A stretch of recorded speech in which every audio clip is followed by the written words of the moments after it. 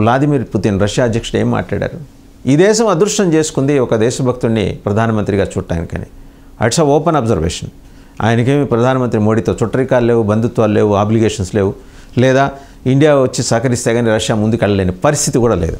కానీ ఒక నేషనలిస్ట్ని ఈయనలో ఆయన చూశారు, కమ్యూనిస్ట్ చూశారు.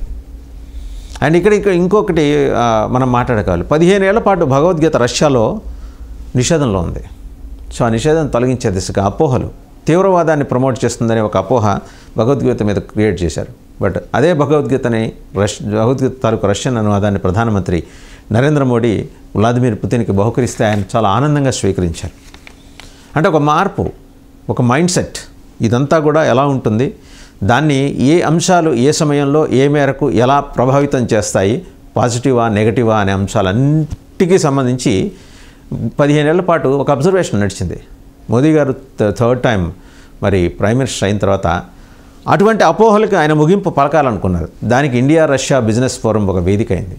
ఆ వేదికని ఆలంబనగా చేసుకుని తన నివాసంలో ప్రోటోకాల్ జనరల్గా రాష్ట్రపతి భవన్లో విందు ఉంటుంది. తన నివాసంలో లోక్ కళ్యాణ్ మార్గ్ నెంబర్ 7 లోక్ కళ్యాణ్ మార్గ్లో విందు ఇచ్చారు. ఆ విందులో ఆయన ఆత్మీయ ఆలింగనం చేసుకొని వ్లాదిమిర్ పుతిన్ని మంచి చెడు మాట్లాడుకొని, మనసు విప్పి మాట్లాడుకొని, హృదయాలతో మాట్లాడుకొని, రెండు దేశాల బాగోగుల గురించి